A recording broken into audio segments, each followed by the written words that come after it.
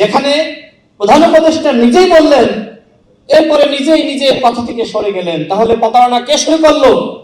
তার মানে কি? তার মানে এই সকল উপদেষ্টারা তারা ওই পদে বসে বাংলাদেশের বর্তমান মাননীয় প্রধানমন্ত্রী যাতে বাংলাদেশে না আসতে পারে সেই চক্রান্ত শুরু করেছিল। প্রধান উপদেষ্টা কি বলেছিলেন? তিনি বলেছিলেন, আমরা যতটুকু বিষয়ে ঐক্যমতে আসতে পারবো আর আমাদের মধ্যে যতটুকু ভিন্নমত থাকবে ওয়েবসাইটে সব দিয়ে দেওয়া হবে। তো ওয়েবসাইটে দিয়েছেন, সমস্যা কি? ভিন্নমত থাকবে না? আপনারা কি আরেকটি বাকশাল কায়েমের স্বপ্ন দেখেছিলেন যে ভিন্নমত রাখবেন না?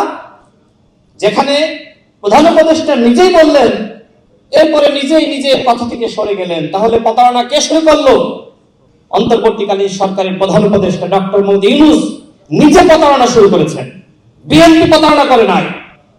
বিএনপি যতটুকু পারবে ততটুকু বিষয়ে বিএনপি ঐক্যমতে এসেছে, আর যতটুকু বিএনপির পক্ষে সম্ভবপর নয় সেই বিষয়গুলোতে বিএনপি ভিন্ন মত দিয়েছে।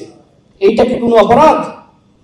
আমরা জাতীয় ঐক্যমত কমিশনকে দেখেছি যে তারা জাতীয় ষড়যন্ত্র কমিশনের রূপ নিয়েছিল এবং সেই ষড়যন্ত্র ছিল বিএনপির বিরুদ্ধে।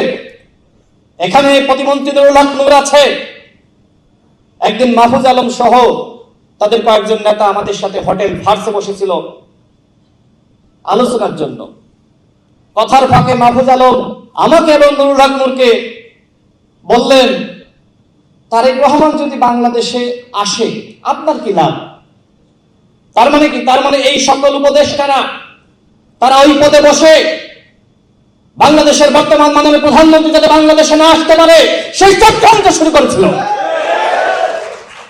ওই চক্রান্তকারীরা চায়নি জনাব তারেক রহমান বাংলাদেশে ফিরে আসুক, কিন্তু তিনি বাংলাদেশে এসেছেন, বীরের বেশে এসেছেন। বাংলাদেশের জনগণ, লাখো কোটি জনতা তাকে বরণ করে নিয়েছে। তিনি ল্যান্ড করেই বাংলাদেশের মাটি ছুঁয়ে দেখেছেন এবং সেই মাটির কসম নিয়ে তিনি তার যে পরিকল্পনা, সেই পরিকল্পনা বাস্তবায়নে তিনি প্রতিনিয়ত সংগ্রাম করে যাচ্ছেন। জেলায় জেলায় যাচ্ছেন, মানুষের কথাগুলো শুনছেন।